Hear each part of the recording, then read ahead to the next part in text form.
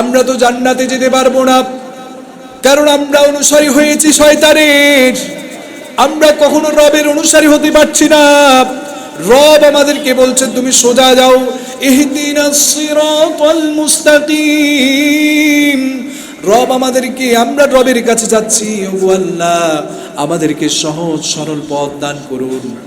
তারপরে আমরা রবের কাছে এটা চাচ্ছি ঠিকই, কিন্তু আমরা বাহিরে গিয়ে আমরা কিন্তু চাচ্ছি কি পাকা পথ। যেই পথে শয়তান গেছে সেই পথে আমিও যাব, ঠিক কিনা বলেন? হ্যাঁ, যেই পথে শয়তান গেছে, ইবলিস গেছে, সেই পথে আমিও যাচ্ছি, আপনিও যাচ্ছেন। রব বলছেন এক কথা, আমি বলছি, আমি শুনছি আরেক কথা। রব বললেন তুমি এটা করো, আমি বলছি না এটা হবে না, আমি এটা করব। নিজে মুখ দিয়ে আমরা স্বীকার না করলে অন্তর দিয়ে এবং কাজ দিয়ে কিন্তু আমরা রবের বিরুদ্ধে আমরা কাজ করছি, ঠিক কিনা বলেন? রব আমাদেরকে বলেছে তোমরা সুদ খেও না, আমরা বলি না আমি সুদ খাবো, ঠিক কিনা বলেন?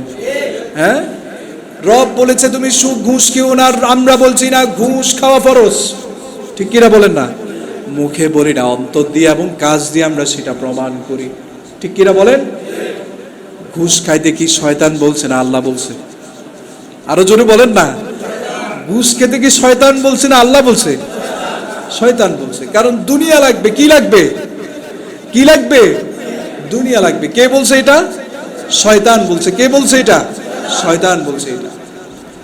আবার রব বলছে তুমি নামাজে আসো, শয়তান বলল না নামাজ পড়ার দরকার নেই, এখন খেলা দেখ, ঠিক কিনা বলেন না? আল্লাহ বললেন যাও তুমি নামাজে যাও। আমি বললাম না এখন আমি চা খাই, একটু বন্ধুদের সাথে আড্ডা দেই, আজকে বৃহস্পতিবার একটু রাত জেগে থাকি, তাহলে আমার রাতটা ভালো কাটবে, কালকে ছুটি আছে, সারাদিন রেস্ট নিতে পারবো, ঘুমাতে পারবো, কোনো সমস্যা নেই, ঠিক কিনা বলেন? এটা কি রব বলছে নাকি শয়তান বলছে? আরো জোরে বলেন কে বলছে? তাহলে বোঝা যাচ্ছে শয়তান যাবে যেদিকে আমিও যাব সেদিকে, ঠিক কিনা বলেন? হ্যাঁ, এখন কেউ ঠিক করে না। হ্যাঁ, শয়তান যাবে জাহান্নামে, আমি কি জান্নাতে যেতে পারবো নাকি? দুনিয়াতে থাকতে আপনি আর রবের কথা মানলেন না, শয়তানকে আপনি উপলব্ধ করলেন, শয়তানের অনুসারী হলেন। আবার আপনি বলছেন না শয়তান যাবে যেদিকে আমি সেদিকে যাব না। আবার আপনি বলছেন আমার রব বলেছে আমার জন্য আল্লাহ জান্নাত দিয়েছে, মুমিন বান্দার জন্য জান্নাত দিয়েছে, আমি জান্নাতে যাব। কিন্তু জান্নাতে যাওয়ার জন্য তো আপনাকে এক নম্বরে মুমিন বান্দা হওয়া লাগবে, ঠিক কিনা বলেন? মুমিন বান্দা যদি না হতে পারেন আপনি জান্নাতে যেতে পারবেন নাকি? রাসূলের প্রেমিক যদি হতে না পারেন তাহলে আপনি জান্নাতে যেতে পারবেন নাকি? হ্যাঁ, পারবেন না, তো পারবেন না।